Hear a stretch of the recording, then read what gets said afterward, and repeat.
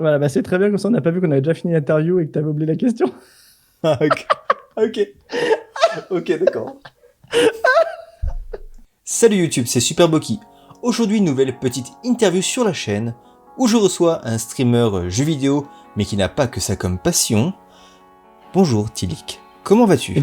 Eh ben bonjour, bah écoute, super, et toi, merci de l'invitation, c'est très très cool. Bah oui, on a enfin réussi à savoir parce que Oui. je te disais, je te tiens au courant, je te tiens au courant. Et puis mémoire de poisson rouge et après je fais ah oui, il faut réécrire à Tilik. Oui, non mais tu sais, ça, je te dis, on a tous les mêmes vies, on a tous 10 milliards de trucs à faire, on zappe et tout, c'est horrible. Bon, C'est j'espère horrible. que tu ne m'en tiendras pas rigueur. Eh ben écoute, tu le verras dans l'interview. Je vais donc commencer par une question voilà, très bateau. D'accord. Tic, donc je suppose que tu vas bien, Oui. que je suppose aussi que tu es très content d'avoir dépassé le cap des 500 personnes qui te suivent sur Twitch.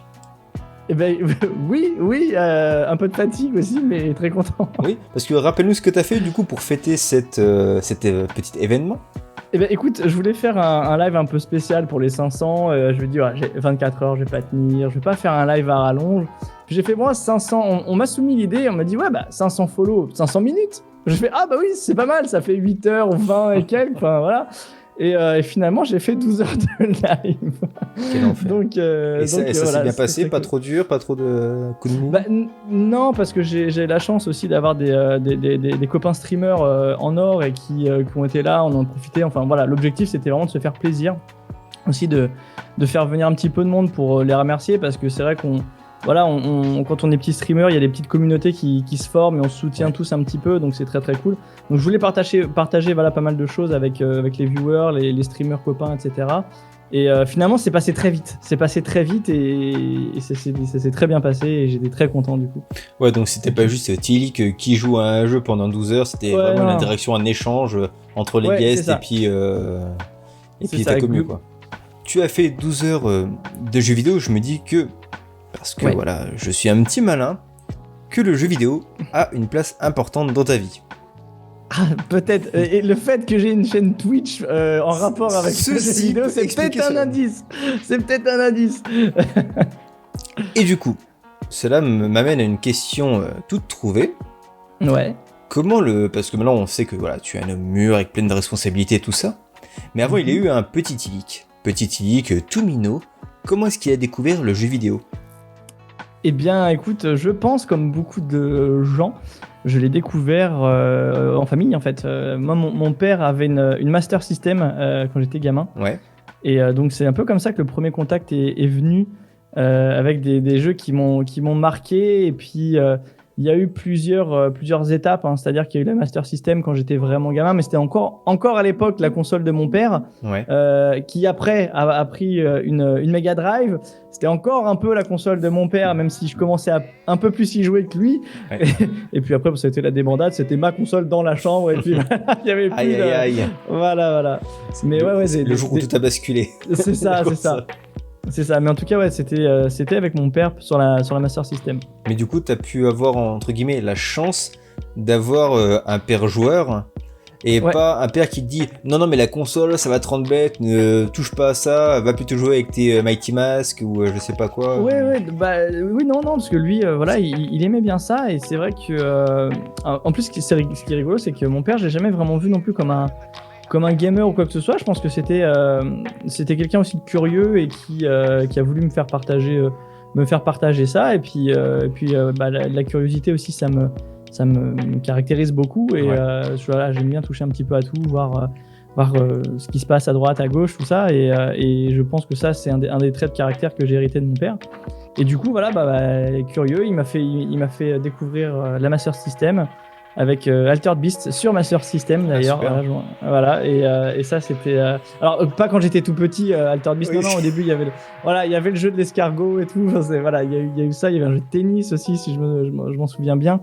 Et oui, et là vraiment où ça a pris de l'ampleur, c'était sur la Mega Drive, parce que c'est là où aussi il commençait aussi à acheter des jeux pour moi, avec Castle of Illusion, voilà, avec tous les Disney en fait qui sont sortis avec le Roi Lion, avec Aladdin. Ça, c'est vraiment des jeux qui ont bercé mon enfance longtemps, quoi, longtemps.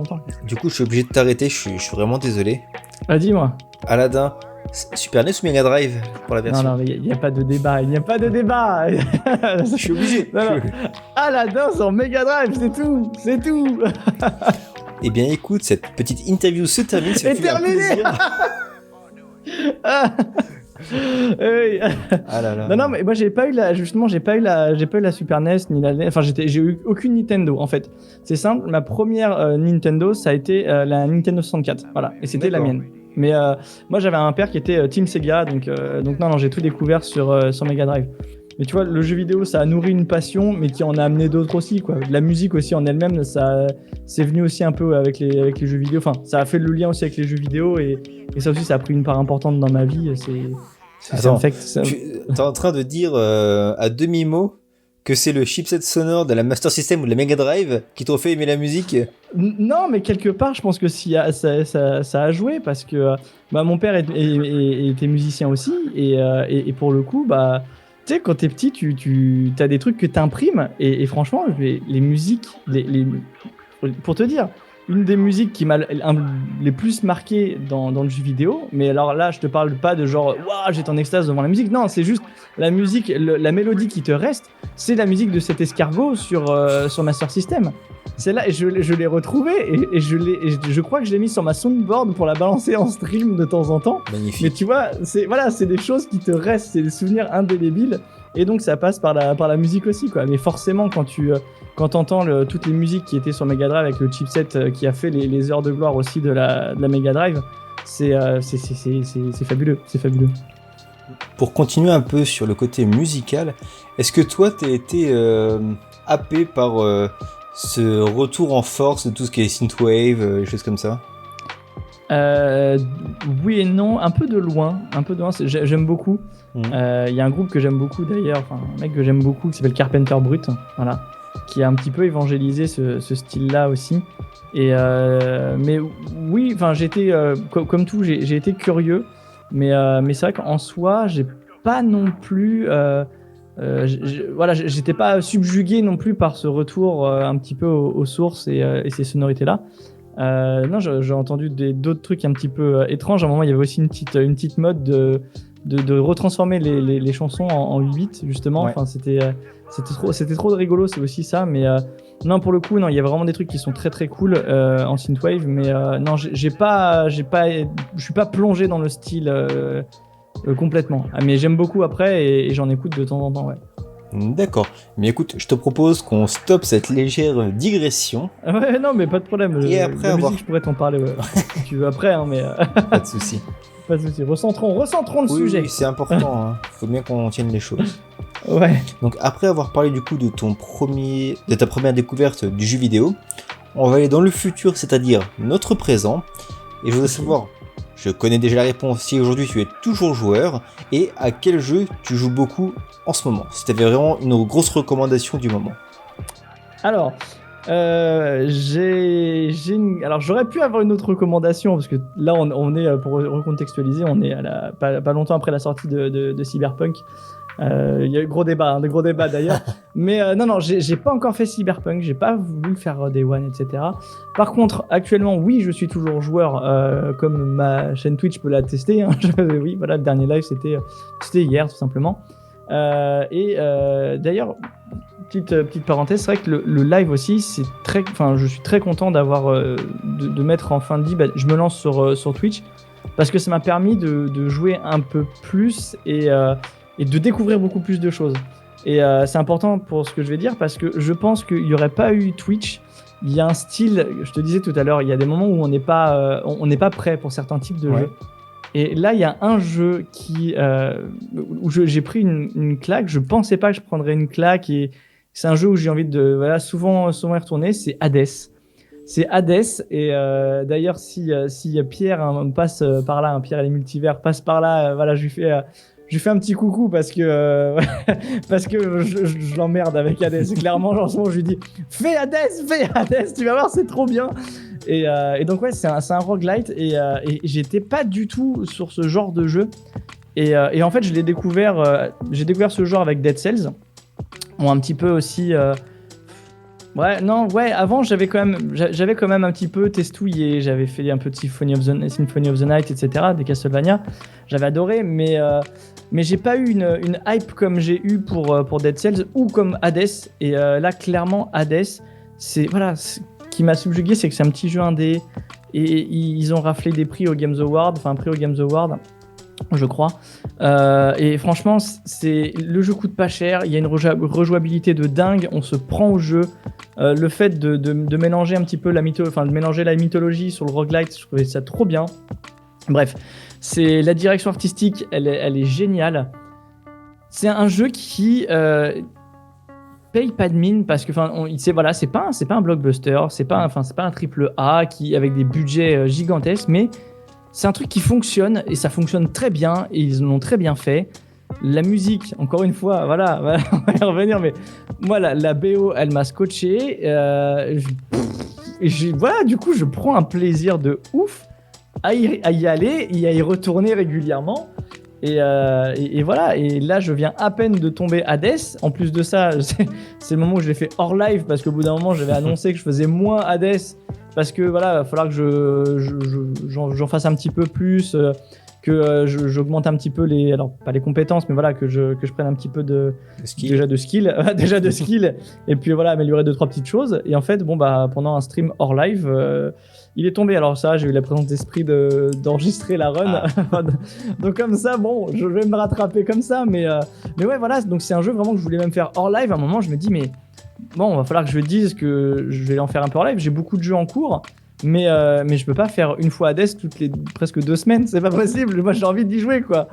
Donc non, excellent jeu et vraiment voilà. En plus ça soutient des maisons indépendantes, enfin des studios indépendants, donc c'est très très cool. C'est très très cool. Petite question, est-ce qu'à un moment dans ta vie, le jeu vidéo, tu l'as mis de côté parce que t'as grandi ou t'avais des priorités qui avaient changé et t'as mis un peu le jeu vidéo de côté en disant voilà c'est plus pour moi ou j'y reviendrai peut-être plus tard ou est-ce qu'il est toujours resté en fait vraiment omniprésent?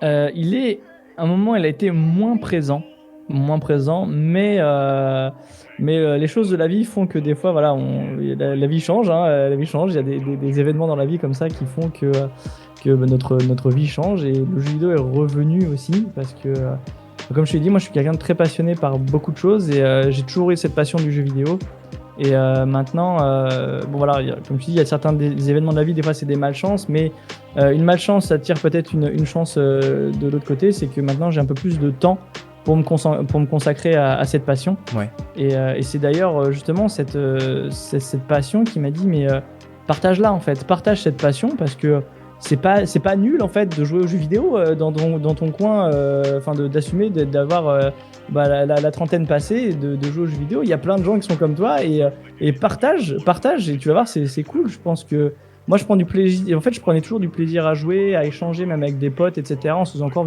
2-3 soirées où on parlait jeux vidéo, tout ça, on jouait. Je dis mais merde, faut que je le partage quoi, faut que je partage tout ça. Donc ça a été toujours présent, mais à un moment oui forcément moins présent. Et est-ce que tu penses que streamer, ça a vraiment redonné un élan pour toi aux jeux vidéo en plus du fait que tu puisses partager avec une communauté quelque chose qui te passionne? Oui, totalement. C'est vrai que le fait de streamer, moi déjà je m'attendais pas à ce qu'il y ait des gens en fait, tu vois. Et finalement c'est ça que aujourd'hui je ne regrette pas parce que avec le live des 500 followers, je me suis dit, attends, 500 followers, c'est la moitié de 1000 personnes. 1000 personnes, c'est beaucoup. Et je me suis dit, 500 followers, enfin 500 personnes, c'est environ une salle de concert parisienne remplie. Ça fait beaucoup. Et voilà, et le fait de voir des gens et d'en revoir régulièrement, enfin franchement, il y a des gens qui sont là depuis le début, c'est devenu presque des amis. Enfin, tu vois, il y a des gens qui sont là depuis longtemps, je considère énormément, et bon voilà, il y en a qui sont modos, il y en a que j'ai même vu, même IRL, à travers divers événements, etc. Mais voilà, ouais, ça m'a...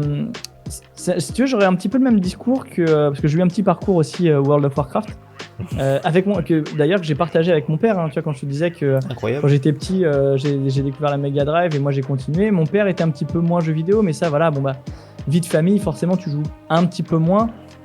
Du moins à l'époque, c'était un petit peu plus compliqué d'assumer d'être un gamer à l'époque de nos parents. Ouais, bien sûr. Même s'il y en a qui l'ont très bien fait. Mais tu vois, quand World of Warcraft est sorti, mon père et ma mère me disaient oui, tu vas pas payer un abonnement en plus pour jouer. Tu sais, la fameuse phrase, ils comprenaient pas pourquoi on payait un abonnement pour jouer à un jeu vidéo, machin, etc. Et au final, mon père, 2-3 mois après, il avait pris son abonnement lui aussi, quoi. Voilà. Ah, le converti.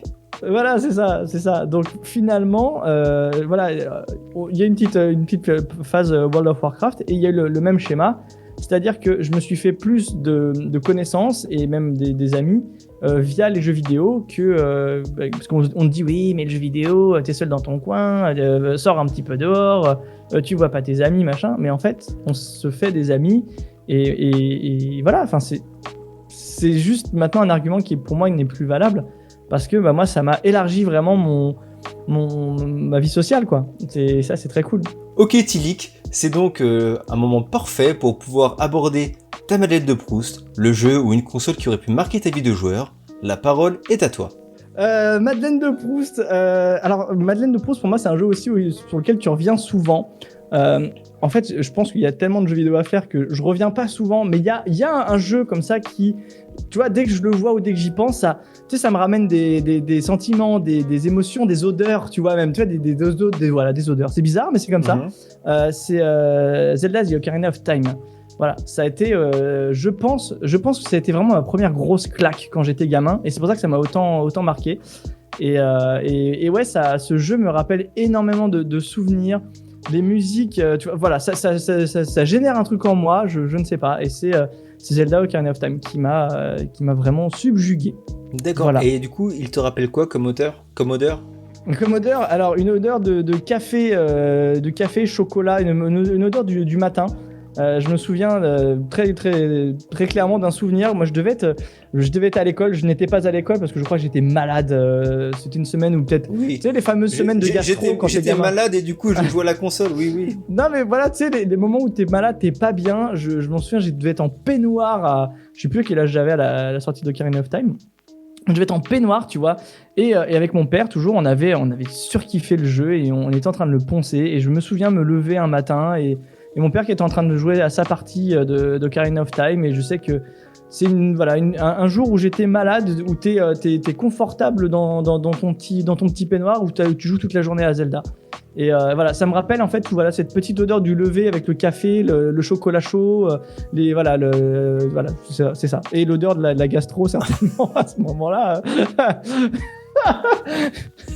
Non mais voilà. Et est-ce que tu as eu la remarque? Ah on n'est pas malade pour jouer à Ocarina of Time. Non, parce que bon, pour le coup, j'étais sous le couvert de mon père, donc ça devait aller certainement, mais ouais, non, voilà, c'est vraiment c'est le moment qui m'a réconforté, tu vois, c'était un moment où j'étais pas bien et ça m'a réconforté. Voilà, c'est cette journée qui, tu t'es dit, tiens, aujourd'hui, je suis pas bien, je suis mal foutu. Hop, allez, Zelda toute la journée. Et voilà, ça devait être certainement même la première fois que je faisais ça, et ça reste un souvenir qui éveille beaucoup de choses en moi. Très bien, écoute, je te remercie pour ce partage fait de nostalgie, d'odeur de café et de caca. Merci. Ah, j'ai pas précisé. Voilà, dans les commentaires, dites si vous êtes en gastro, si vous êtes team vomi ou team caca. Voilà. Oui, très important. Mon Dieu, c'est dégueulasse. Qu'est-ce que j'ai fait encore? Écoute, je t'avais promis une interview à la cool, là on est quand même super sérieux. Ça va changer. D'accord, yes. On va passer maintenant sur la partie questions-réponses, un concept que j'ai inventé où en fait je pose une question et tu dois faire une réponse. Ah, c'est original ça. Je me suis dit quand même, faut arriver à se démarquer des autres. Je te piquerai peut-être un jour l'idée, mais je te demanderai quand même de me dire que j'ai l'autorisation quand même. Oui, je peux m'arranger pour toi. Bon, c'est très gentil. C'est adorable. Par contre, je te préviens, j'ai déjà fait l'interview de Pierre Multivers et je me ferai pas escroquer sur les argumentations qui durent 2 heures sur un truc qui doit en durer 30 secondes. Oui, mais alors non, parce que en fait... Concentre-toi. Le pire. Vas-y, je suis concentré. J'ai cru oui dire sur les internets que tu Ouais. avais une PS5. C'est probable. On la voit un peu là. C'est d'ailleurs. probable. Voilà.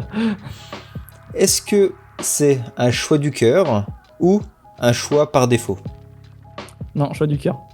Choix du Du cœur. cœur et choix réfléchi parce que bon après j'ai toujours été sous l'écurie Sony. Très clairement Microsoft, bon j'avais un PC, ça me suffisait et je voyais pas forcément l'utilité d'avoir la Xbox. Surtout que Xbox ont été les premiers à mettre aussi des abonnements payants pour le net. Et à l'époque la PS2, bah, on pouvait utiliser sa connexion internet pour jouer. Après voilà, je sais qu'il y en a plein qui ont eu des soucis d'ailleurs sur les connexions, enfin sur les serveurs en ligne de Sony. Moi j'ai jamais eu de soucis, donc c'est pour ça que je comprenais pas ce choix un petit peu. Pour moi, voilà, bah, Microsoft c'était encore pour faire un petit peu de sous, quoi, tu vois. Et bref, et du coup non, j'ai toujours été PlayStation. Et là, très clairement, je me suis quand même, voilà, je me suis dit, je vais pas faire mon fanboy et tout de suite aller chez Sony non plus. Je regardais un petit peu, les specs sont, allez, enfin, grosso merdo, quasiment identiques. Alors oui, voilà, faut aller faut être vraiment technicien jusqu'au bout des doigts de pied pour dire oui, mais alors, attendez, le SSD de machin. Voilà, avoir tous les détails, ça passera, mais bon, presque inaperçu. Moi, ce qui m'a vraiment intéressé chez Sony, du coup, parce que voilà, spoiler, j'ai acheté la PS5 et pas la Series X, c'est vraiment l'innovation technologique qu'il y a eu, notamment sur la manette. Voilà, toutes les petites choses qu'il y a eu derrière. J'ai trouvé que Microsoft était beaucoup moins innovant en matière de console. Voilà, ils ont été moins innovants. Et du coup, j'ai hâte d'utiliser pleinement les capacités donc, de la PS5 pour expérimenter tout ça, quoi. Ouais, c'est vrai ce que tu dis là-dessus. Je pense que sur la génération précédente, la Xbox One et la PS4, je pense que d'un point de vue innovation, je pense que Microsoft avait vraiment une longueur d'avance sur Sony. Et là, sur la PS5 et la dernière Xbox, je pense qu'en fait, ils ont vraiment essayé de faire un effort Sony à ce niveau-là pour essayer de passer à un gap technologique. Bon, ouais. Après moi je suis un peu plus mesuré que toi dans le sens où j'ai plus cet effet waouh entre deux générations. Je vois PS4, PS5 pour l'instant, je suis pas suffisamment bluffé par la différence pour me dire il me la faut vraiment. Mais bon, ça après ça n'engage que moi et... Ouais. C'est sûr, c'est vrai que pour quelqu'un qui... voilà, clairement aussi, l'acheter Day One, il y en a beaucoup qui disent oui, il y a toujours les problèmes au début, machin, etc. Et puis les jeux PS5 ne sortent pas tout de suite. Là, c'est juste des optis avec le RTX, machin. Oui, dans l'absolu, ces gens-là ont raison. Après, je sais que moi, acheter une console Day One, ça m'a jamais dérangé. J'ai jamais eu... Voilà, je touche du bois de tout ce que je peux. J'ai jamais eu de soucis avec mes consoles alors que je les ai quasiment toutes achetées Day One. Donc les premières générations de consoles, j'ai pas eu de problème. Mais au-delà de ça, c'est vrai que pour le coup, les jeux vraiment PS5, c'est pas tout de suite, mais pour toutes les consoles. Quand on prend les exemples même de la PS4, de la PS3, enfin, je prends les jeux qui étaient à la sortie, c'était un petit peu mieux, mais c'était pas fou, quoi. Comme tu as pu le deviner, moi je suis pas dans cette optique comme toi d'acheter des One, mais j'ai quand même un infini respect pour les gens qui le font, car je me dis il faut bien des gens qui essuient les plates pour faire remonter tous ces bugs, pour que moi je puisse payer ma console 100 ou 150 € moins cher dans 1 an et demi et qu'il soit fonctionnel. Donc merci à vous. A few moments later. Bon, tu vois, tu dis que là je fronce les sourcils. Ah oui. Une question, 8 minutes. T'inquiète, hein. Ah oui, merde. Dernière fois. D'accord, ouais, non mais je suis... je vais devoir cutter méchamment. Tu vois, quand ça va être monté, ça fera... Oui, alors, paf, question 2. Quelques minutes plus tard. Donc voilà, allez, question suivante. Du coup... Non mais comme Pierre, je parle beaucoup. Mais du coup, comme Pierre, je vais devoir serrer la vis, c'est pas le choix. Vas-y. Question 2. Tu as parlé rapidement des Souls par rapport à cette prouesse technique qui avait été faite avec ce jeu. Est-ce que pour toi, ça a été un jeu du cœur, un jeu de l'enfer ou un jeu sur lequel tu es totalement passé à côté? La saga des Souls ? Ouais. Alors, Bon, je vais essayer de faire vite parce que je te vois déjà froncer les sourcils. La saga Dead Souls, je suis complètement passé à côté et ça ne m'intéresse pas du tout pour l'instant. Pour l'instant, parce que je sais que je peux quand même être hypé par un des jeux. C'est vrai que Demon's Souls pourrait me hyper pour sa prouesse graphique qu'il y a à l'heure actuelle. Pourquoi pas. J'avais essayé un petit peu Bloodborne, j'avais bien aimé, mais bon, j'avais un peu laissé le truc. J'ai eu des tentatives. Il y a Sekiro qui m'a vraiment pas mal tenté un moment. Ouais. Mais quand je vois des potes qui galèrent sur Dark Souls et qui... j'ai dit, mais en fait, non, c'est pas pour moi. C'est pas pour moi. Je Donc, te comprends. je suis un peu passé à côté. Je le mets pour l'instant volontairement aussi de côté. Et peut-être qu'un jour, je croiserai le chemin d'un des Souls. Peut-être. Je ferai peut-être partie de cette communauté de gens qui aiment se faire du mal et se fouetter. Mais pour l'instant, non, ça va. Surtout qu'en plus, les Souls, c'est des jeux où je pense qu'il faut vraiment investir du temps. Parce que pour comprendre tous les patterns et tout, c'est vraiment beaucoup de travail. C'est très punitif, c'est super exigeant et tout. Et je le vois déjà rien qu'avec Hades sur les roguelites. Il y a déjà un petit peu ce côté-là. Hein. Et je pensais pas du tout que j'accrocherais à ce point-là. Et tu parlais de Sekiro. J'étais un peu comme toi, j'étais super hypé parce que moi, quand j'avais vu au début la promo de Sekiro, pour moi c'était le nouveau Tenchu. Et Tenchu, j'étais dingue du jeu. Ouais, c'est ça. Mais tu sais que même pareil avec Ghost of Tsushima, je me suis dit, secrètement, j'espérais que ça soit un Tenchu-like. Ouais. Et ils l'ont pas encore fait. Hein. Et non. J'aimerais tellement. Et non. Et j'ai essayé de rejouer à Tenchu il y a pas si longtemps que ça. C'est très compliqué. Hein. Ah, ouais. Tu vois, il est rigide comme un bout de bois. Hein. Ah ouais, non, mais même sans aller jusqu'à Tenchu, rien que de jouer à GoldenEye aussi. Oui, je sais pas si t'as rejoué à GoldenEye. Alors, j'y ai pas rejoué sur Nintendo 64 avec la manette 64. Alors, ce que je veux dire, c'est que GoldenEye, j'ai eu ce débat. C'est que pour moi, GoldenEye, c'est surcoté. Dans le sens où je trouve super fun. Je trouve que le multi est cool. Mais il y avait des jeux qui faisaient 1000 fois mieux à la même époque. Mais voilà, je comprends l'aura et tout. Et je pense que c'est un jeu qui a été un peu porté avec le temps comme jeu culte. Alors que je pense que c'était un très bon jeu. Mais peut-être pas au point où on peut l'entendre actuellement quand tout le monde parle de GoldenEye. Ouais, je suis un peu d'accord avec toi dans le sens où moi je me souviens surtout des parties multi interminables. On prenait tous notre job pour être tout plus petit pour que les autres nous voient pas et tout. Enfin, tu sais, on allait vraiment dans les fins fonds des tips d'enfoirés du jeu. Tu sais, quand on découvrait les passages secrets sur je sais plus quel niveau, il y avait un moment, il y avait un passage secret où tu passais littéralement dans le mur pour avoir une petite truc. Bah, tu sais, quand les autres t'y connaissaient pas, tu le disais pas. Bah oui. Tu le disais pas, t'y allais et tu te flinguais tout le monde. Et puis au bout de peut-être 5-6 heures, tu dis bon, bah en fait, j'étais là. Non, mais c'est clair. Allez, on prend notre calme et on trace notre route sur ce questionnaire. Oui, dépêche-toi un petit peu, s'il te plaît. Faites vite, mon petit. J'ai cru comprendre que le JRPG, c'était un genre de jeu que tu pouvais apprécier. Ouais. Et du coup, cette question va peut-être te faire perdre la moitié de tes followers, et j'en suis désolé. FF7, surcoté? Ah. Alors, tu peux juste dire oui ou non, hein, ça va vite. Hein, non, je peux pas te dire oui ou non, parce que non, là, tu ne peux pas là, sur cette question-là. Tu vas voir au niveau du montage si je peux pas. FF7 surcoté, je peux pas te le dire, je l'ai pas fini. Mais je suis en train de le faire, FF7. Je suis en train de le faire parce que moi, j'ai commencé par FF8. FF8, c'est mon FF de cœur. J'ai bien aimé le 9. J'ai refait le 9 il y a pas longtemps. C'était en live en plus pendant le premier confinement. Et j'ai pris un plaisir de ouf à le refaire. Et je pense que c'est le plus simple à refaire dans le sens où il avait quand même... Ils avaient vraiment peaufiné leur gameplay. Et puis même, c'était un jeu qui était en fin de vie de la PlayStation. Ouais. Et tu le vois au niveau de l'animation, au niveau des sprites, tout ça. Enfin, des sprites, l'animation 3D. Parce que quand tu rejoues au 8, le 8, je l'ai refait il y a pas longtemps. Ils avaient fait une version un peu remake où ils avaient évité les 3 avec trucs. les textures, Mais le 8, maintenant, quand tu y rejoues, enfin, je sais pas si tu l'as fait récemment, le 8. Bah, je voudrais finir le 7 pour refaire le 8 parce que... Ouais. Ah, attends, t'as un truc là, t'as 2 secondes. Est-ce que t'as 2 secondes? Voilà, tu couperas au montage le temps que j'aille chercher le truc, mais je te montre un truc. Ok. Donc, tu vois, moi j'ai mes deux... mon FF de cœur. Ouais. J'ai retrouvé ça. Oh. Et joli. il a vécu, oui. Les coins sont cornés, tu vois. C'est le tien d'époque? Voilà, c'est le mien de l'époque. C'est mon guide FF8 de l'époque. Et tu vois, il y a le deuxième que j'apprécie. Alors celui-là, il est un peu en meilleur état quand même. Il y a le FF10 aussi, que j'ai retrouvé. Donc c'est des éditions de chez Piggyback qui étaient juste fabuleuses. Et franchement, quand tu vois la gueule de ce FF8, il y a du scotch, il a servi de ouf, quoi. Et je pense que je pourrais le refaire, même avec ces textures dégueulasses et tout, et sans aucun problème.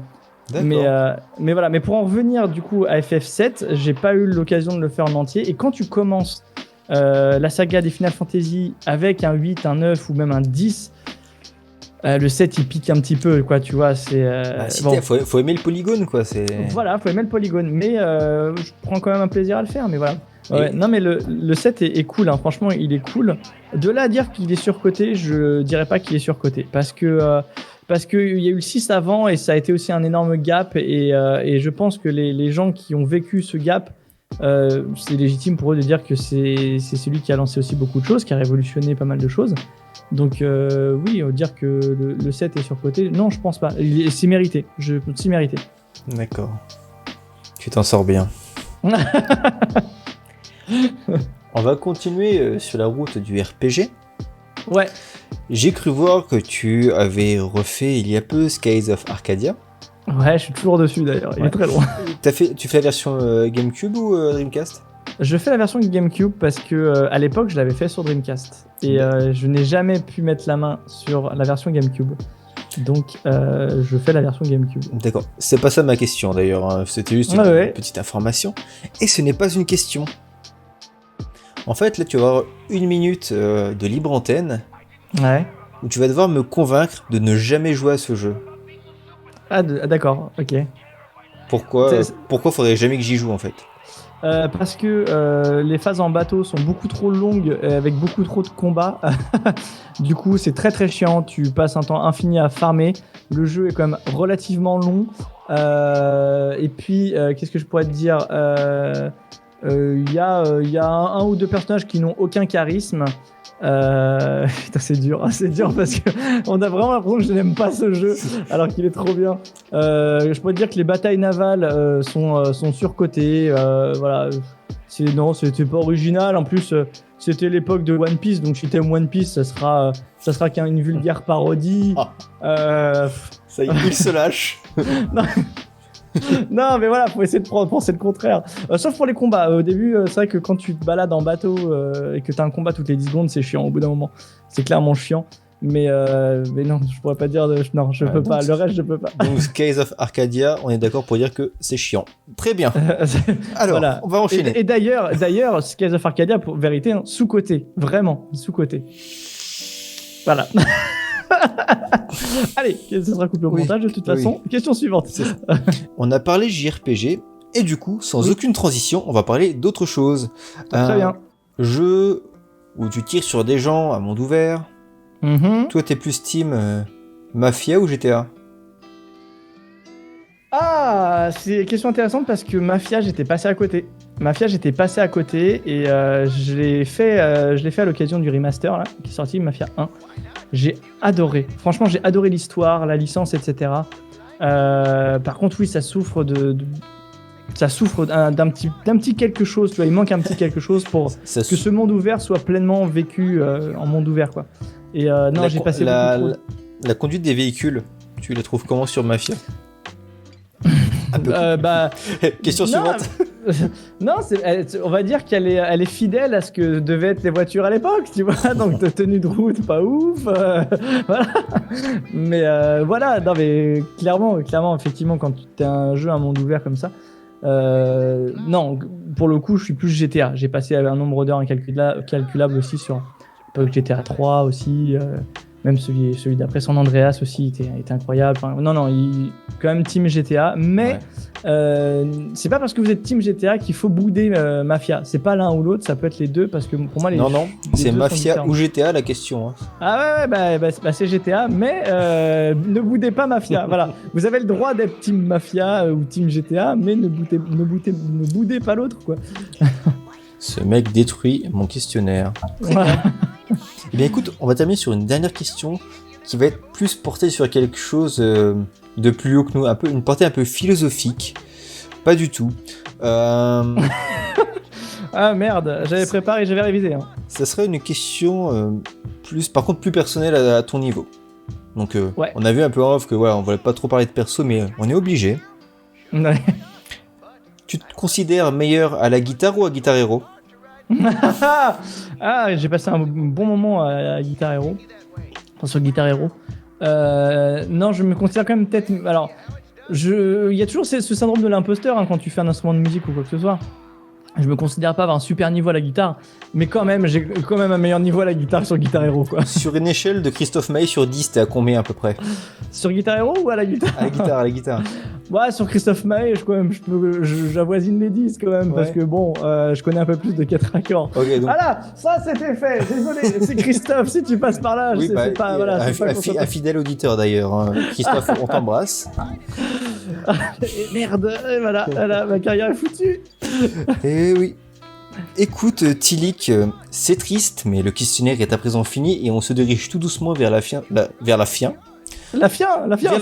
cette petite interview. Et on va parler d'actu. Et du coup, je voulais faire un peu ta promo, parler de ton actu, mais nous n'avons pas le temps. Eh ben, du coup, Quel dommage. Non, du coup, Tilik, hop, on reste sérieux. Allez, Oui. 30 secondes, 1 minute. As-tu une actualité? Où peut-on te retrouver? Que nous proposes-tu? Eh ben écoute, vous pouvez me retrouver essentiellement donc les mardis, les jeudis et les dimanches sur ma chaîne Twitch, donc twitch.tv/tilik avec le i avant le y. Voilà, je préfère le dire parce que souvent on inverse les deux. Donc voilà, alors généralement mardi, jeudi c'est un peu multigaming, voilà, il y a un petit peu de tout. Et le dimanche c'est un créneau que j'ai réservé donc à une émission basée sur l'horreur, donc les jeux horrifiques, parce que même si j'en ai peur, bah, j'adore ça. Voilà, c'est un peu bizarre, donc donc j'adore ça. Donc tous les dimanches, voilà, il y a un petit, donc il y a le Yamete Horror Show. C'est pour se faire un petit peu peur avant de prendre la semaine, voilà. Et puis j'ai aussi une page Instagram où j'essaie d'être un peu actif. Je mets un peu plus de contenu musique sur Instagram. C'est là où je partage des fois des petits moments où je fais de la guitare. Voilà, je partage un petit peu de tout. Et puis un petit Twitter aussi pour les lives. Le tout, voilà. Quoi, c'est... Voilà, bah, c'est vrai que pour le coup, il y a certains réseaux sociaux qui se prêtent plus à des choses que d'autres. Alors c'est peut-être juste moi, mais c'est vrai que Twitter, je m'en sers essentiellement pour les annonces de live, les annonces de l'actu de la chaîne, etc. Instagram, c'est un peu le fourre-tout, effectivement. Il y a les annonces de live qui partent, mais il y a un petit peu. C'est un peu le Tilik multiverse, quoi. C'est ça, c'est le Tilik multiverse. C'est ça. Et puis voilà. Sinon, tout est un peu synthétisé sur Discord. Voilà, il y a un endroit où ça reste un petit peu convivial et où il y a un petit peu tout, c'est sur Discord. Mais, D'accord. De toute manière, je mettrai les liens vers tous tes réseaux dans la description. C'est normal. Et avant de se quitter, c'est moi qui digresse et je suis désolé. Tu parlais que tu faisais des jeux d'horreur le dimanche. Est-ce que tu as déjà essayé les jeux d'horreur sur VR? Alors, je vais répondre ça d'une manière assez stricte. Je n'ai pas de casque VR, voilà, donc laissez-moi tranquille. Non, oui, j'ai déjà testé Resident Evil. Alors, c'était la démo de Resident Evil 7 quand il est sorti la démo en VR. Voilà, bon bah, j'ai changé à peu près 3 fois de slip avant de jouer à la vraie version. Mais non, VR, ouais, non, clairement, c'est très très cool. Hein. Mais moi, je hurle sur les moindres choses, donc non. Est-ce qu'on peut dire que tu étais VR de peur? Oh, elle est belle, elle est belle celle-là. Oui, j'étais VR de peur. Tu peux la garder. Ouais, je la ressortirai quand je ferai du VR. Ouais. Eh bien écoute, c'est sur ce petit calembour que la petite interview, je l'espère, se termine. Attendez, j'ai encore un truc. Tilik, encore une fois, merci de ta disponibilité.